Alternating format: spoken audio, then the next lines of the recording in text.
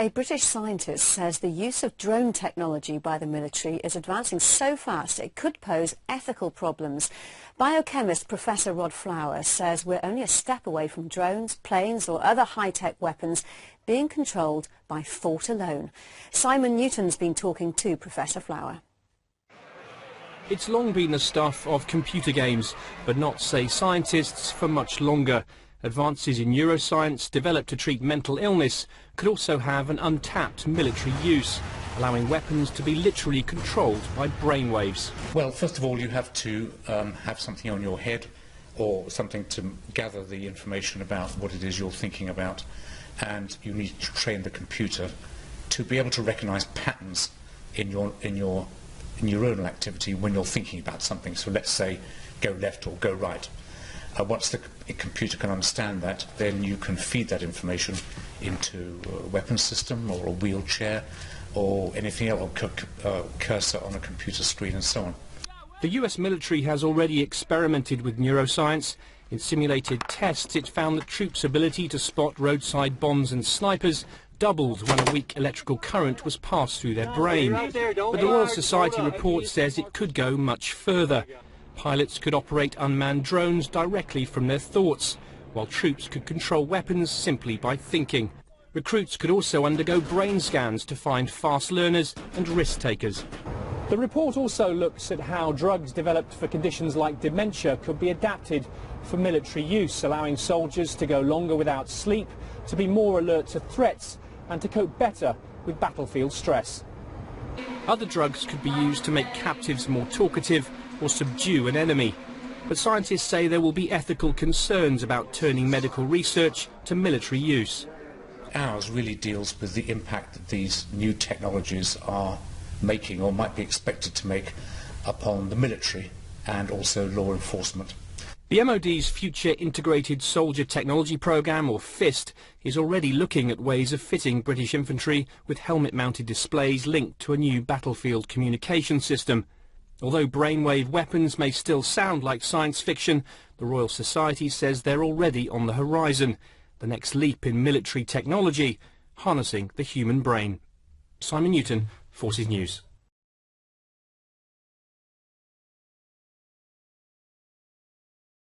So I've chaired the panel which has drafted this report, and it covers quite a large area relating to the use of neuroscience and its application to military training, to development of weapons which may be based upon neuroscience technologies, as well as to the legal and ethical framework which governs their use.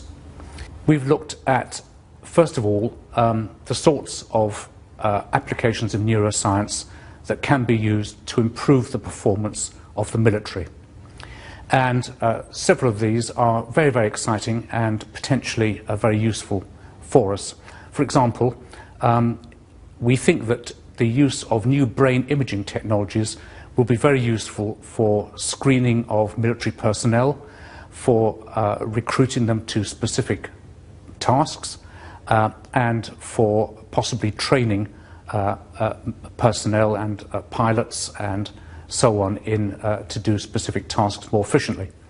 So in that respect, this is a very, very positive type of application which may improve the efficiency of our troops and also in the long term save money, of course.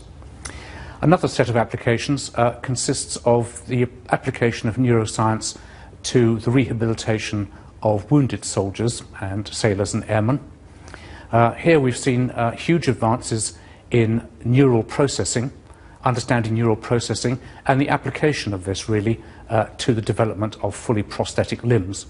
This is a very exciting area which promises a lot for the rehabilitation of patients with, for example, amputated limbs or spinal injuries in the future. We've also looked at drugs which can be used, for example, to erase painful memories. This could be particularly relevant to the treatment of soldiers who suffer from post-traumatic stress disorder.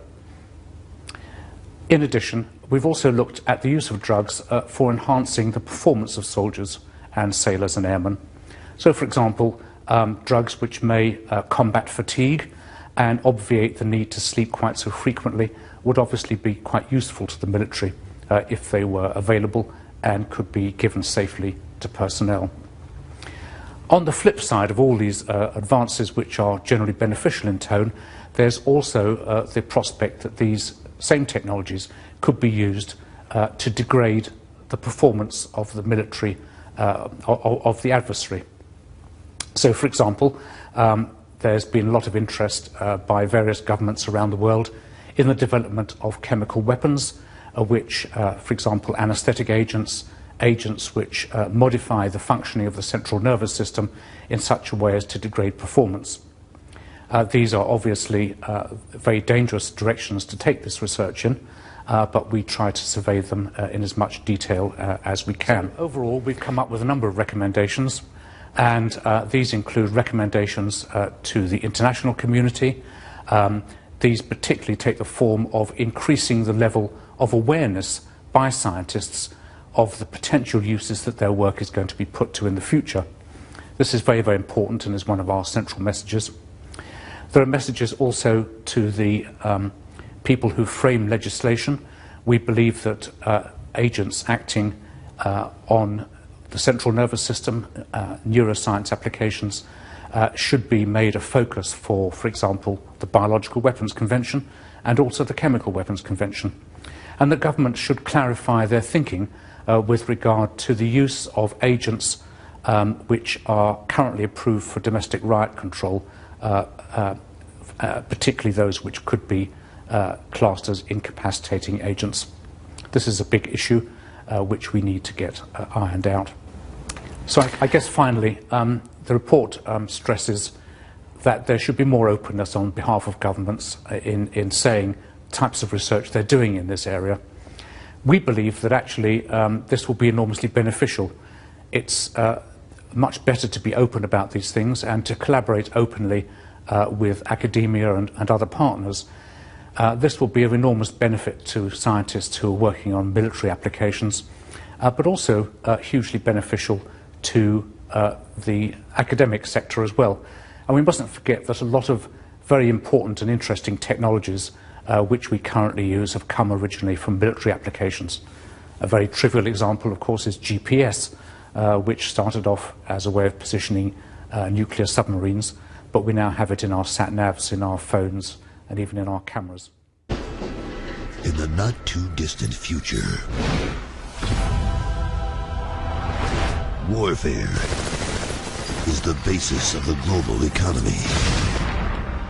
And technology has created a new kind of military. We're moving out.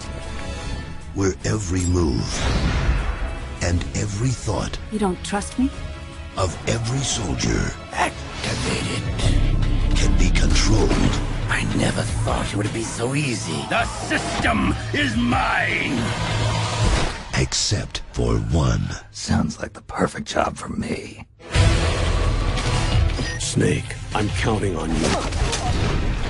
Terminate Liquid. He's preparing to unleash his insurrection. Die, Snake!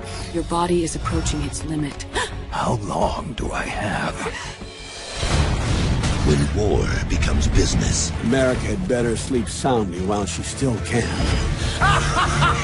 When armies are bought and sold. The Patriots are trying to control the digital flow of information. They've implemented a system that monitors every soldier engaged in combat action.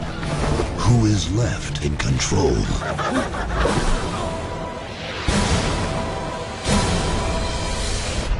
This is my final mission.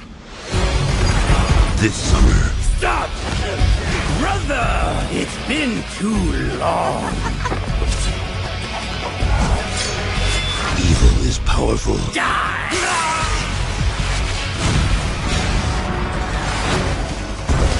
But courage is solid. Here we go!